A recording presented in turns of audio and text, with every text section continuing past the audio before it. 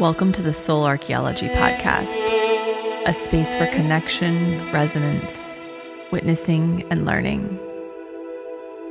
Together we'll harvest medicine from the spiral of life, sharing conversations with other embodied humans who have navigated their own initiations and found alignment with their true soul essence.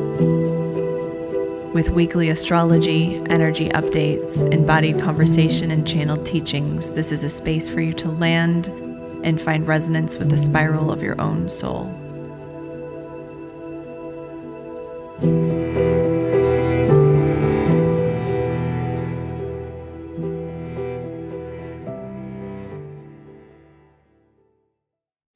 Hello, welcome back to Soul Archaeology.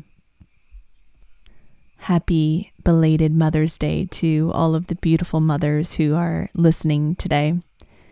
I'm so grateful to have you here. I am eternally in awe of mothers. I think that if you're tuned into this podcast, you're obviously interested in doing your own work, in healing your own generational trauma that you've inherited, and healing what's held within your DNA, what's held within your soul history, so that you can interrupt or break the cycle, so that you can be a conduit of light, embodying and passing on a new way of being to your children, your children's children, and also healing backwards and forwards in time. We do have access to data, information, resources that our ancestors did not. So I am forever grateful, although at times it feels like a burden to be the one, doing really deep work and feeling like I'm clearing generations of trauma and patterning. And when I really tune into it, it's such a gift. It's an incredible gift to have access to what we have now, even just podcasts. Free information, free activations. It's truly a blessing. So thank you to the mothers who are doing the deep work, who are simply being present, trying their best, doing research, looking into things. You are my heroes.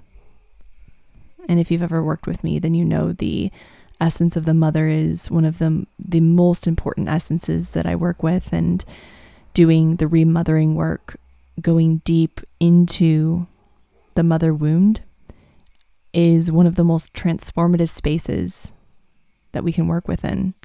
It's where we repair our original wound, which is separation, abandonment.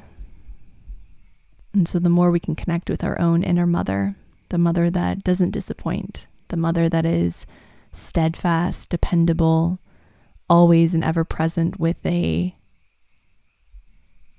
infinite amount of love, that's where we get to truly and radically accept and love ourselves in a deeper way. That's where we connect with the Divine Mother, repair the threads with our human mothers, and connect to our own inner mother. It's all one. And that is some of my favorite work. And Taurus really does remind me of a mama bear in a lot of ways. It's steadfast, strong, dependable, sturdy, stubborn at times. It's deeply connected to the earth. It's vast, it's wide. It has a large capacity. And I think it is such a beautiful time to connect more with that aspect of us, the infinite well of unconditional love that we hold within. It's there. It simply needs to be accessed, to be found. We had a really powerful new moon in Taurus last week. We had 5/5, the 5/5 portal. We had the new moon in Taurus. It was a big week. I don't know how you all felt with it, but ending the week with incredibly powerful solar flares. Wow. I felt that energy land probably midday Friday. I just immediately crashed. My energy it just tanked. I felt like I needed to lay down, rest, close my eyes, ground. There wasn't a whole lot that I could really do to move through it besides just listening to my body. So I listened to it. If you're wondering what a solar flare is, it's when we have solar energy leaving the sun and entering the Earth's atmosphere. And because the Earth is surrounded by a shield or a field, we are able to be kept safe, but we still feel the excess light.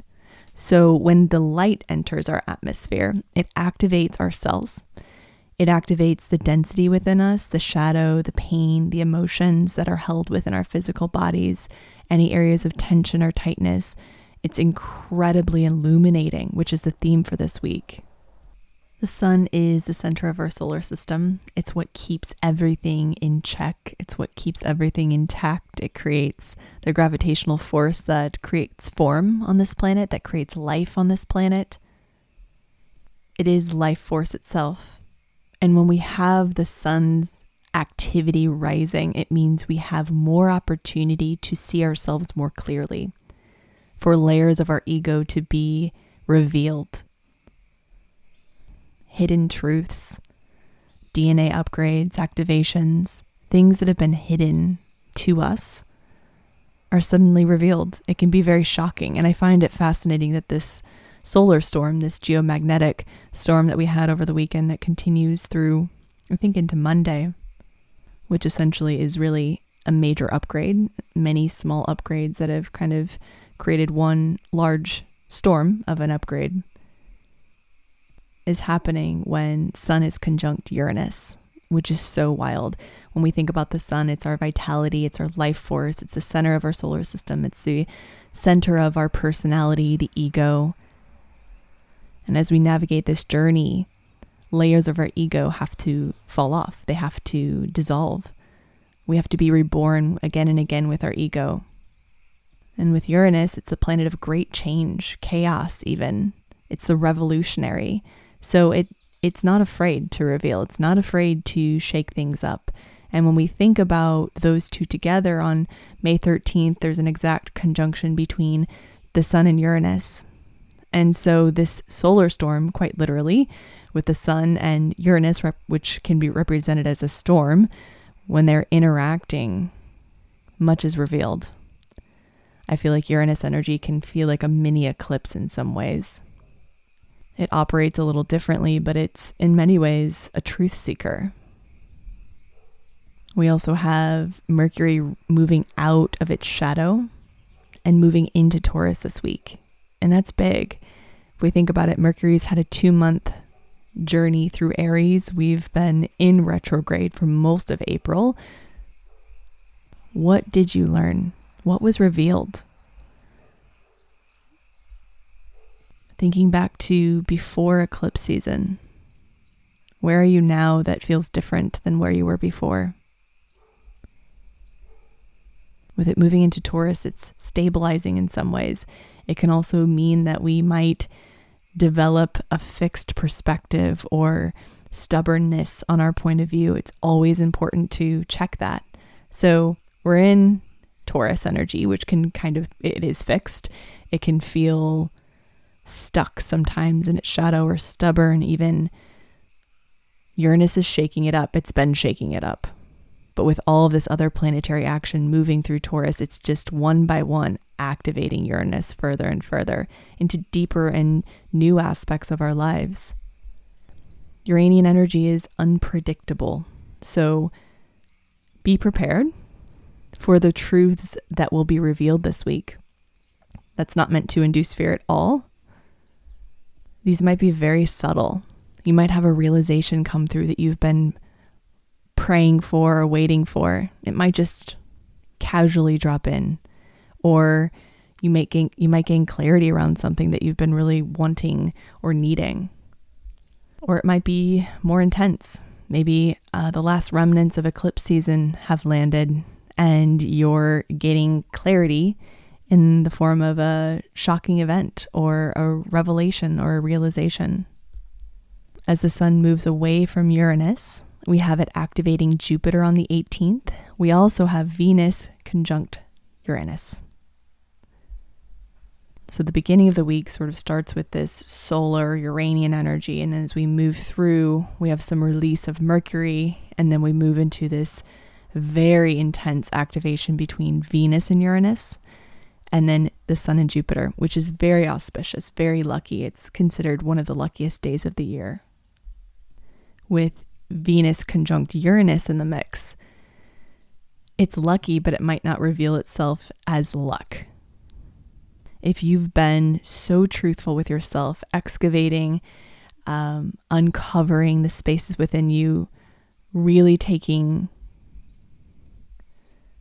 radical self-honesty, acceptance, ownership over your life, this might not feel that intense or shocking. But I would bet that some area of your life, wherever Taurus lands in particular, you will feel a shift. You will feel a revelation or a realization drop in.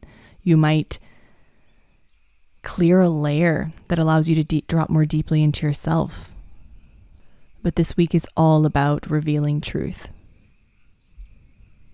And because Taurus is a fixed sign, it's in the middle of a season, it means that it's can be quite fixed in nature. It can be quite stubborn, or there might be an area of your life where you feel stuck, where you feel like you know something, but you don't know how to quite act on it, or you're wishy-washy, you're back and forth, you're not quite sure what to do or what the truth is for you. Utilize this Uranian energy this week to reveal to you what's there. With the solar flares as well, with the solar storm that we've had, whether it was initiated by man or not, regardless, it was, I think, an awakening for humanity. The fact that people in Texas, in the South, were able to see the northern lights, the Aurora Borealis, was pretty incredible.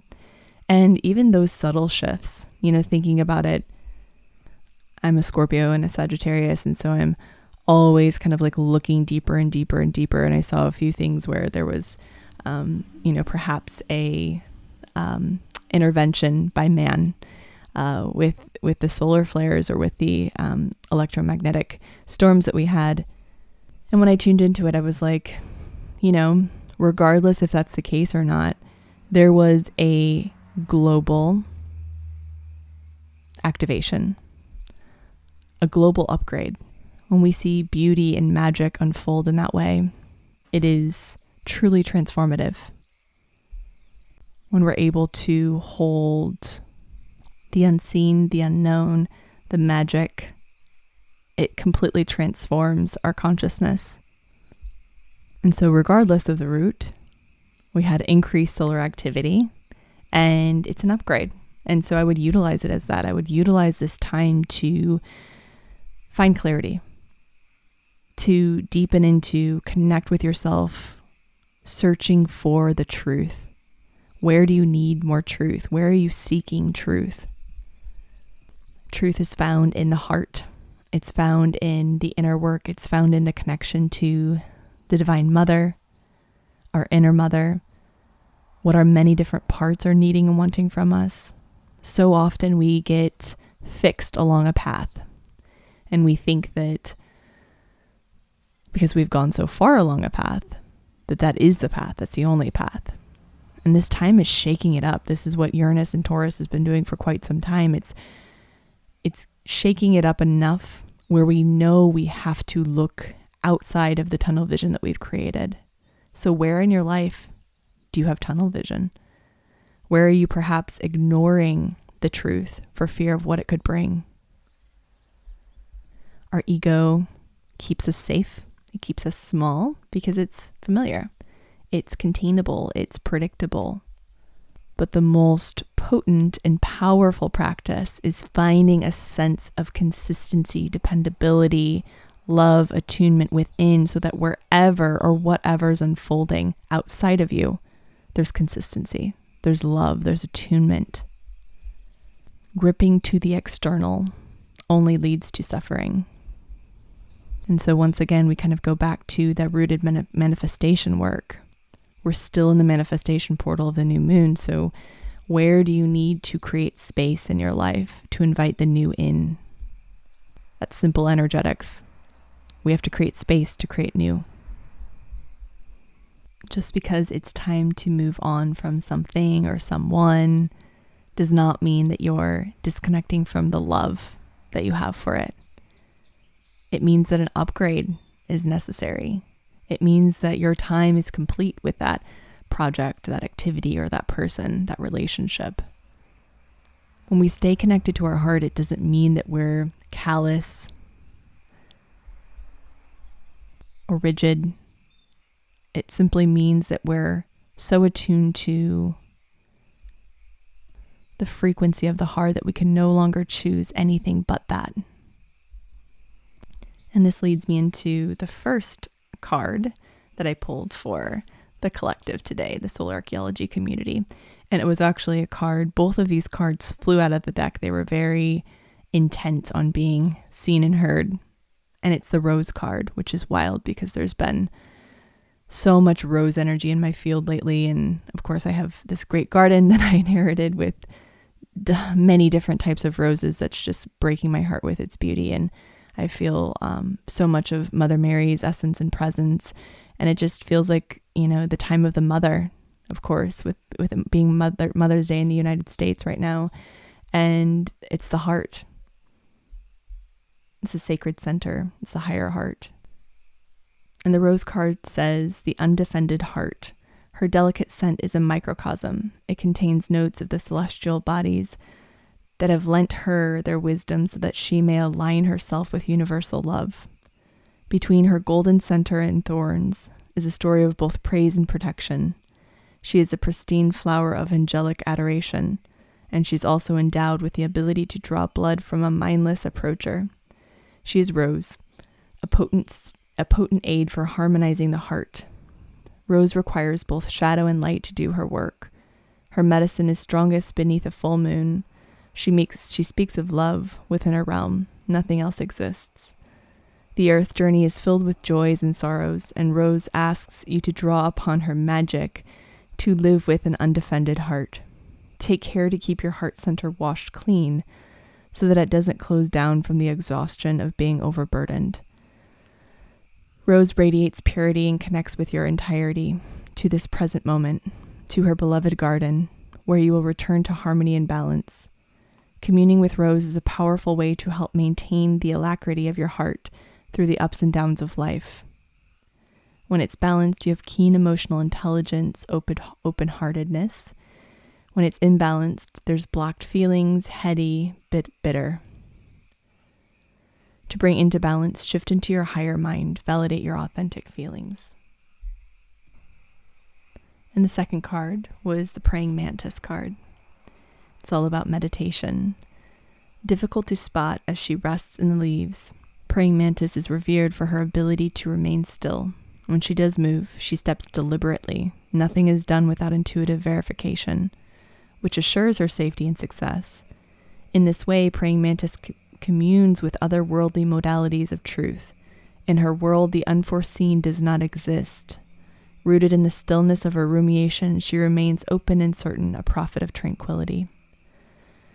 Praying mantis appears when the medicine of meditation is most required. The more complex life gets, the more you will benefit from the truth offered by your inner sage. The price of this wisdom is to immerse yourself in the calm waters that exist between the waves of worldly distractions. Make space for the voice within to speak. Praying mantis will guide you towards stillness and clarity. This is her territory. When it's balanced, you're informed by internal wisdom. When it's imbalanced, frenetically driven by the ebb and flow of the outer world. To bring into balance stillness and meditation. Thank you for being here, for your presence. I love this month. I love this energy. It's uncomfortable, perhaps, but it's really, really powerful. I'm forever grateful for all of your support, your sharing on social media, on Instagram. It truly, I can't even tell you, it means the world. Just getting messages about how the episodes are resonating, how they're landing for you, and how you're finding tidbits and little nuggets of wisdom. It just means the world. So thank you so much. And I know I mentioned the last episode, but I am beginning to reach out for brand partnerships. So if you have a brand and you'd like to collaborate, let me know. I will be opening up spots on the podcast for brand sponsorship, which is exciting. I'll only be working with, of course, aligned brands that I love, and there are many. So if you are interested, reach out. I'm also still taking clarity calls for June mentorship as well. I have a few spots open. This is a very sacred, deep, one-on-one container where we travel through the many layers of this lived experience, the many layers of your soul to access more integration, more wholeness, more peace, joy. It is the work of the integration of self, which is my practice that I utilize with clients. It incorporates somatic, integrative parts work, evolutionary astrology, quantum and intuitive healing, shamanic journeying. I think I said parts work, hypnosis, and really, really deep, juicy somatic integration. So there are a lot of different areas that we work within, a lot of different modalities, tools that I've just trained in and utilized along my path and my path with clients. It's a 3-month journey beginning in June. If you're interested, reach out, book a clarity call. If you don't find any times, I know my schedule is booked through the end of May, early June. So if you don't find any times, let me know. I can set it up manually with you. Once again, thank you so much for all of your ratings, your reviews, your shares on Instagram. It truly, truly, truly means the world and helps me keep this podcast going. I love it so much, and I love all of you. Thank you for being here.